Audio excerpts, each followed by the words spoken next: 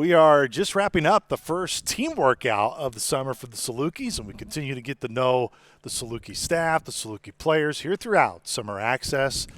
One summer ago, it was all new for this guy, Tay Gibbs. He's back for year two. Of course, not unfamiliar with Coach Nagy's staff coming over from Wright State. The differences of settling in this summer, Coach Gibbs, versus last summer. Oh, it's huge. To start the practices in the year off, my son is here, my wife is here, so the transition is totally different. It's easier, but really just excited that they're here. Last year, like you mentioned, they didn't get here until August. So from April all the way to August, I was driving back and forth from here to Dayton, Ohio, to see my newborn who was born in May.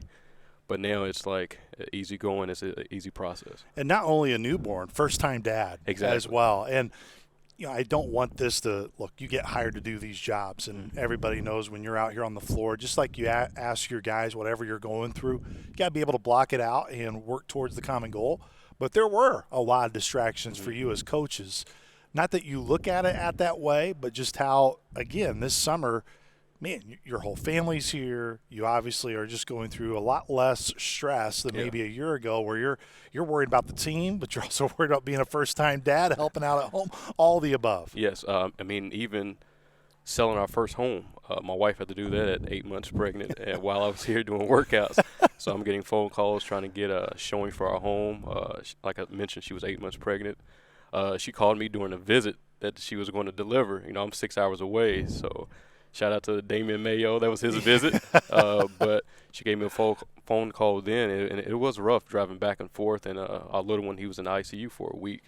So right after that week, I was back here with practices and recruiting. But like I mentioned before, I think it also just helped me to really understand and appreciate just the process.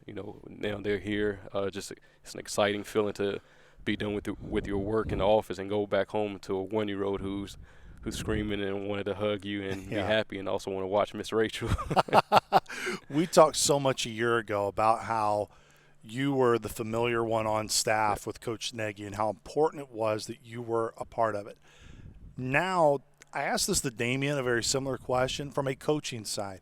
When you guys meet together now as a group, can you sense a bigger difference of just everyone really understanding the expectations versus a year ago where it was maybe everyone's still trying to feel each other out a bit? 100%. And, Coach has done a great job in the past of having the same continuity of guys on his staff. So this year, everyone is back. Everyone also knows their role. Last season, we were all trying to put things together. A lot of guys try to get my feedback on, recruiting. Is this the type of guy that Coach will like? This year, everyone knows what type of guys Coach likes. So I think even now, everyone knows their role, even with Hawk with the defense and me with the offense. And with recruiting, we all understand coaches' needs, coaches' wants. So I just feel really great about this year. Throughout the year, we were able to catch up with you and really describe the differences of maybe your role, what was early to then where it was at the end of the year. When you assess just your year in terms of what you brought to the program, what Coach Nagy demands, what did you look back on and go, Coach Gibbs, of I was really happy with what I brought, but also where you've put your self-demands on, hey, I got to be better here in year two, not just for Coach Nagy, but for also the players and the program? Oh, for sure. I really remember the first Belmont game at third place. That was the first game Coach really said, hey, you're in charge of the offense. So that first half, I was really just trying to not do too much, trying to listen to Coach, what does he want? And then I just remember at halftime before we walked back out, he said, this is your show, you run the offense. And that second half, I felt comfortable. He told me, you know exactly what I want. And I can tell from that second half, the way our guys played, that gave me confidence as well. So going into this season, I understand that he, the role that he wants from me offensively, knowing the type of players, the personnel that we have on this roster, I really think it really feeds into how he wants to play offensively. And since I've been with him, I know what that is. I'm sure our fans have an appreciation and an understanding of when you're in this field like you are, the nuances and what other leagues do, even if you're not necessarily within that league at all times. You've always had respect for the Missouri Valley Conference, Always. And especially with Wright State being somewhat still within the footprint of the Valley. Now you've been in it a year. What's something that you didn't know going in that you know now and has made you a better coach and is doing what you can to help this team out to be a better version this year? I would say it's really a physical league, but the coaches, and I mentioned it to you before, I mean, it's a lot of good coaches, from the head coach to the assistants, and also from the offensive perspective. These teams run a lot of good stuff. And if you look at our rankings and how teams did offensively, it was pretty good. And for me, I understand that there was a physical difference, a lot of good guard play, but there was a lot of good bigs as well. But for me, I grew by watching every team in our league and watching teams just in college basketball, period, and just seeing how, different offenses were ran. And for me, I do seek out a lot of different things that other teams have ran, like different sets. But I don't want to put it to us if we don't have that personnel. So when I do see something, and I also understand that our personnel match with these certain different teams ran, and where we ran in the past with Coach Nagy at Wright State, I really do get excited. I do think we have that personnel this year on that roster. Can you take our fans through the process of when you would have guys come in on recruit visits, which most of this team outside of the 6 returners who come back, you guys recruited and took them through? Of many of the guys have told me through interviews, through just chatting with them, there was a good video component that you would put together and say, hey, this is what you can do within our system. How tough of a process is that, and how much effort and time you put in it as a coach of, I know we want this guy, how do we see him fit, and where you go and what type of clips you want to show them in terms of that process, and how important that is in terms of the recruiting process? I would say the clips took the most time. But for me, what I would do is, say if there's a certain kid that we're recruiting and we're bringing him in, I will watch all of his offensive shots, his makes, his misses, the different things he did offensively. And for me, it was easier to say, boom, that kid reminds me of this kid who we had on our roster, or reminds me of a kid who coached even before me. Yeah. And saying I can see him have success offensively here. So the biggest thing for coaches, recruit good offensive players and teach them defense.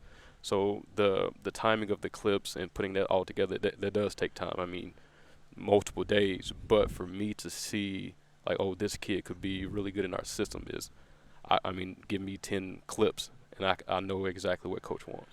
You mentioned knowing exactly what Coach wants.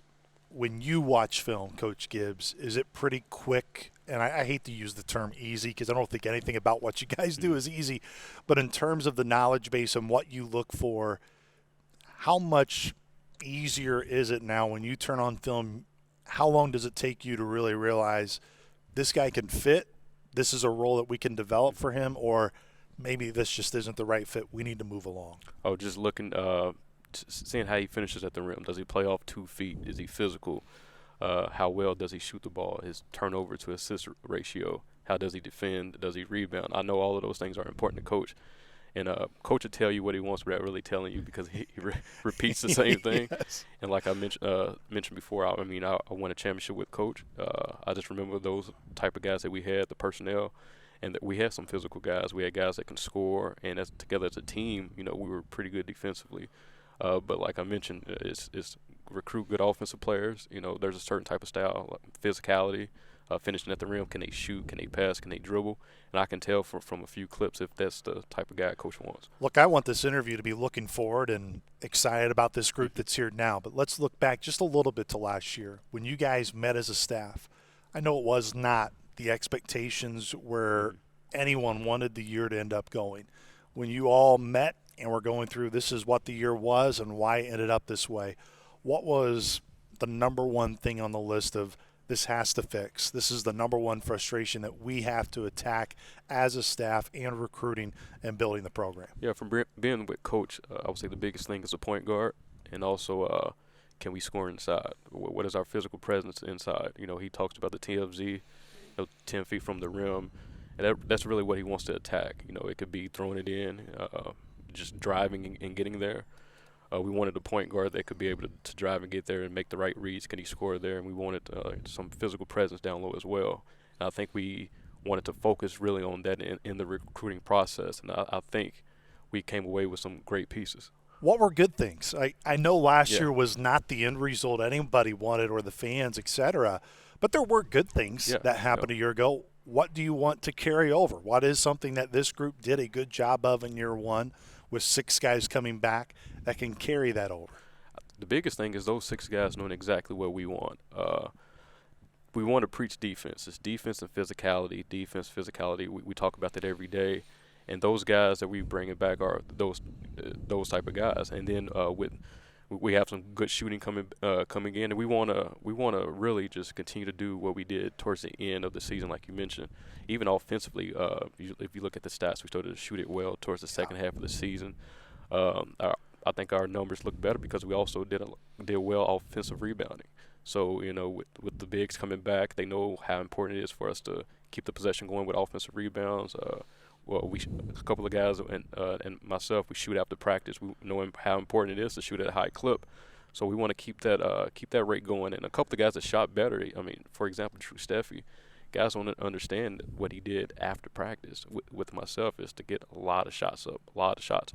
And I think for him, that repetition built confidence, and it showed through the second half of the season. There aren't very many times where the gym is this quiet. Exactly. Besides you and me in here, but to give a little bit of an image for our fans, there are guys who are in here constantly. You're with them a ton in terms of the workouts. What did you dissect, analyze Coach Gibbs from that day-to-day? A lot of it is player-driven, but what are things of you, Coach Reddick, and others you looked at? What can we do day-to-day outside of practice to help with our player development? Everybody talks about player development, and I think everyone wants to say that is essential. Not everyone, I think, does the same things. Where did you guys sense we need to be better and attack this from a player development side day-to-day outside of your practices? Yeah, you have to fall in love with the process. A lot of guys, including myself, you love the result. I'm a champion. But you have to fall in love with what happened in between that first day of practice to that last day you were a champion. Did you fall in love with that process, that daily work? And that's one thing for me that I've decided to do. Talk to our players about it. You want to shoot at a high clip. You want to shoot mid-40s from three, but are you falling in love with making 100 shots a day or more? Are you falling in love with that process of, like, this is painful, me coming back to the gym at night, me being the first one here in the morning? But I think our guys are starting to like that process, instead of falling in the love and the result. So I think I've mentioned that to our guys, even our coaches, we starting to love that process. Even the practices, like, everyone's excited for the games, but how excited are you to wake up in the morning for a staff meeting? How excited are you to practice at 9 o'clock in the morning? How excited are you to come back to work guys out or to get a workout in? So for us, the biggest thing is falling in love with that process, and the results will come. There are always things I love about when catching up with Damian Mayo, and one of the statements that he made to me in response to our question talking about last year was, he's like, Luke, I remember losing to Murray State at home twice, remembering how tough it was to start off 0-for in league play and then finally getting it turned, but then ultimately never really sustain it to the level where we need it to be. Out of the 6 guys that do return, do you feel a lot of them that those aren't just words with guys like Damian, that those 6 are carrying the frustrations in a good way from last year, that they want this year to be different because they went through those shared experiences last year? Yeah, I think the biggest difference is, and I think Mayo mentioned it, is knowing exactly what it means to be a Saluki. We all came here with the common goal of we're here at Southern Illinois, but now we know how important it is. And, those 6 guys, it's in their blood now. From the fans, I mean, we were getting emails and written letters of when we had a couple of those games that we lost, that fans were still with us, and that meant a lot to us. Coach read a letter that we had, at the center of half court during one of the practice, and I think that was during a term where we turned that season. And just to understand, like, there's people in this gym who come to every game, and their days and their emotions is based off the Saluki basketball game. So we wanted to not only play for ourselves, we wanted to play for everyone that were in these seats. In terms of the returners, the 6 guys who are back, how would you assess improvements in those 6 guys so far through just now going through the second week of summer? But you've obviously had a chance to work with them prior as well. Where have you seen those guys improve as a group? I would say just individually knowing what coach expect, but also knowing that they want to be on that court because they understand how we did recruiting wise. We brought some pretty good guys in, but those guys are in the gym. They've improved on things that were considered weaknesses, but also those guys have improved in things that they were pretty good at, from the shooting perspective, just ball handling, just the overall IQ part of basketball. And the biggest thing for those guys is knowing what the staff wants, and they've done a good job of working on that. you brought up Drew and the improvement that he made. A lot of it was what he was doing daily with you during the course of the season. What's a realistic, I say realistic, what's a realistic step for a guy like Drew this year in terms of improvement? Because we saw it throughout last year. He was a much better player at the end of it than he was at the beginning. Now, what type of role can he fill, and what type of player can he be for the Salukis and in the Missouri Valley Conference? I would say the biggest thing for him, a lot of people didn't realize, was like that was his first time playing in a while. First time adjusting to college basketball.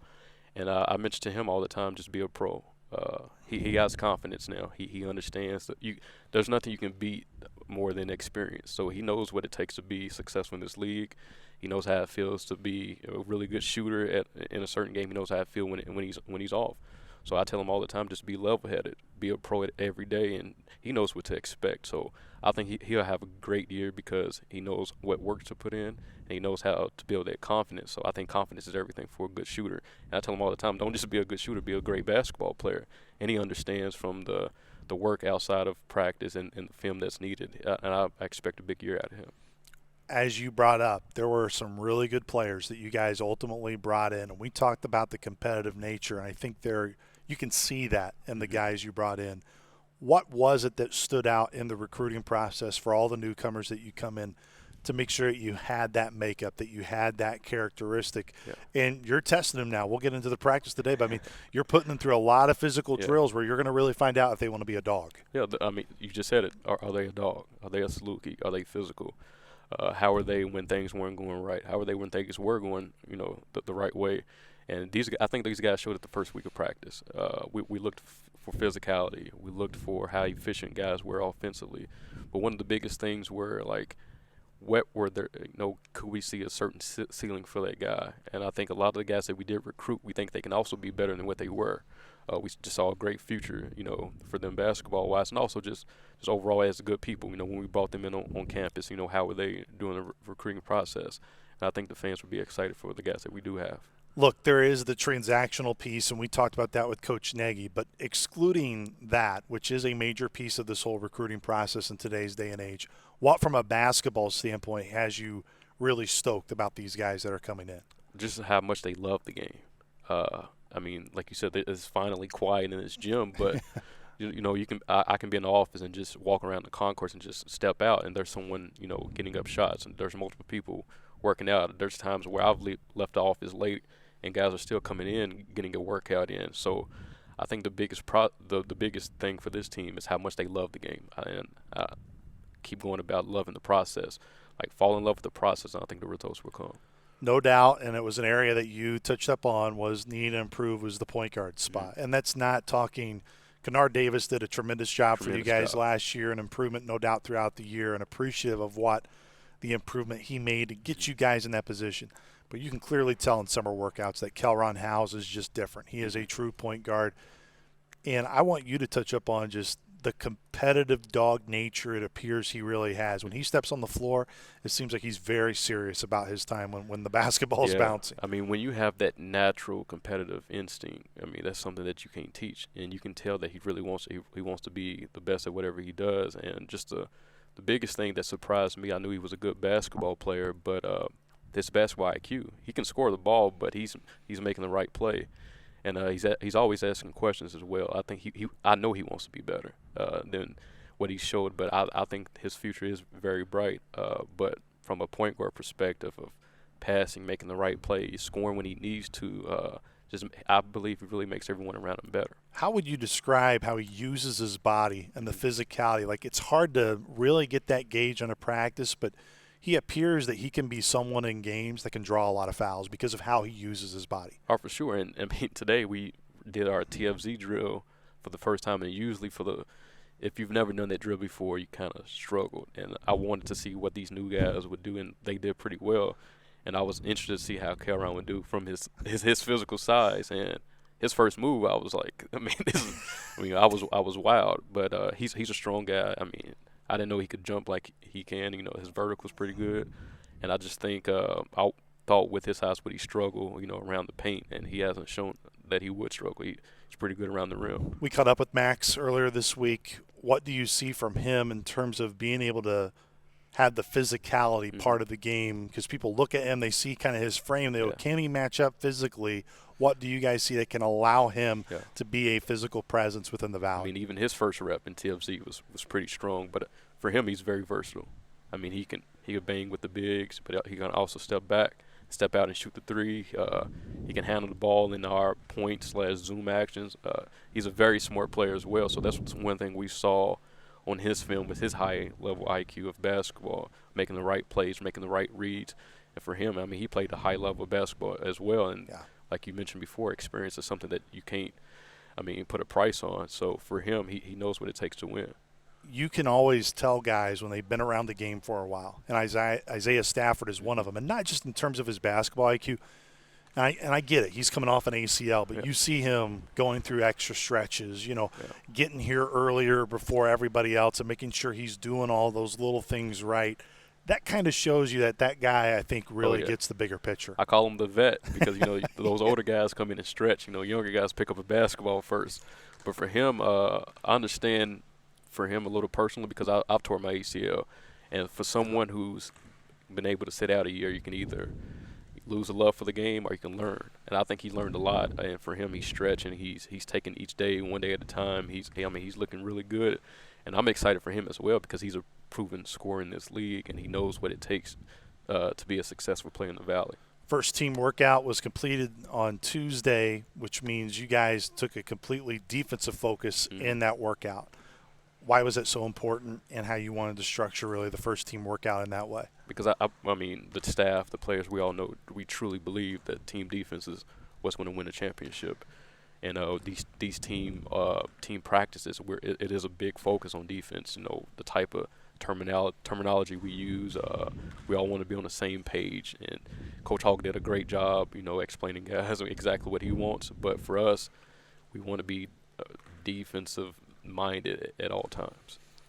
Talk about that defensive mentality. What's the most important characteristic that this team needs to have for that to be a strength? So physicality. Physicality is number one. And we always mention if you're on the court, you just might as well be the most physical person. Might as well. And we talked about just the competitive nature. But for us to compete, be physical, and rebound. And Coach said defend, rebound, and run. That's what we want to do. One of the guys we haven't had a chance to really touch up on yet, and we'll get him later on in the summer in terms of a one-on-one. What have you seen from Jaheim Weber of a year of being in that redshirt role? I think we had you back on during the season, talk about how he was handling it. Now he's going to have to be a piece of this thing. Where have you seen him transform? What's been some positives here in the summer? I told Jaheim, and even to his parents when he was moving in, don't be afraid to be yourself. I think he's a very emotional guy in a good way when he makes a great play. And I think sometimes he try to bottle that up because of other people. They're not. I told him, be you, but a physical presence. That's exactly what he is. And I think he's learned from the redshirt year what it takes to be successful for Coach Nagy, being a big for Coach Nagy. And for him, it's every play that you're on the court. I want you to be the meanest, most physical guy you can because he has something that a lot of people don't have, which is the physical presence. He's a big guy, and I want him to use it to his advantage. And like I mentioned to him, every play you out here makes someone feel you. I wish we had it on video, but there was a play, and I think it was the very first open gym where Rollins Aligbe comes out of nowhere and just has a putback dunk that I think everybody in the gym kind of looked around like, did that just happen? Yeah. Rollins is another guy where I think everyone sees the talent, the attributes that he has. Can it slow down for him? How important it is really for this summer to get him to that point where just being kind of that old bull and slow down a little bit compared to where it was last year. Even during the spring when we did one-on-one workouts, we always said we want to slow down everything. Like even when you're at the rim, just add an extra step or a pump fake, no matter what it is, just so you can slow down. And Rollins is, he's talented. He can handle the ball. He can shoot it. He finishes at the rim. He's a strong presence as well. I think it will slow down for him. And I think one of the biggest things is his brothers here. His brothers, played at a high level, and he's already talking to him on the baseline, doing practice of what he's doing right, what he's doing wrong. So he has the coaches here, and he has, the wisdom of his brother as well.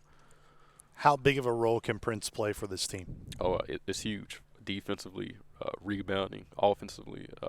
His basketball IQ is unbelievable. He's talking to guys like he's been here, as long as we have. So I think for him, once, we all get, understand what our role is, I think his role for us is probably like I said, bigger than a lot of others because of him being able to guard 1 through 5, him been able to play multiple positions offensively, and just him being a senior and playing at the high level that he's played in. We talk so much about the players and their drive to get better. Mm-hmm. And I kind of asked you this at the start of it, but we'll end it on this note, Coach Gibbs. What drives you each and every day into the office to get this thing right? I think everyone knows how special this arena can be when it is humming, when the Salukis are competing for a championship. Mm-hmm. The environment that's around us is unlike any other, especially in the Valley, but you can make the argument in college basketball. What drives you to get this thing back to that? If I'm being completely honest, so I come in every day. I step out and look at this court. But walking into this building, I see all the past coaches that were here. And when I first got this job, some of the things I was saying was, I didn't know this coach was here. I didn't know he coached it. So I looked at the history and the success that they had here at SIU and the success that they had, in the future. For me is let's get it back to where they had it. Let's make this place special again. And for me, I want to be the best coach as possible. And that, for me, is the relationship base. Build these dream relationships with these guys. Build them with guys like you. Build them with the community. And let's bring a championship back to SIU. And one day, if I want to be completely honest, I want to bring my son here and he see my picture on one of these walls as well. But I think in order for that to happen, let's win a championship here. Absolutely. How much do you look at Roman now and go, man, a lot's happened in my time here? Because as you said, Roman born back May 12th last year, right as you were in the thick of this job and going through the summer. Now you look at him and already over a year old. Already over a year old. And, last season he didn't know what was going on. He just looked at the Jumbotron. But now his first word wasn't, dad or mom. It was ball. So now I know he's excited to get back in here. We brought him here last week. They had the football camp, and I think the age was like kindergarten and up, so he was probably the only 1-year-old there that I had. But we brought him here. He just, looked at the Jumbotron as well. But for me, that's another part of a motivation as well. I will say I will be impressed if Roman starts calling out D-Wade cuts, and specific basketball cuts, because that's going to bode really well for sure. Down the line. Coach Gibbs, really appreciate the time. Thank you so much, and look forward to the rest of the summer. All right, thank you. Once again, that was Tate Gibbs. We got plenty more coming up with Saluki basketball this summer. Stay tuned to Saluki Basketball Summer Access.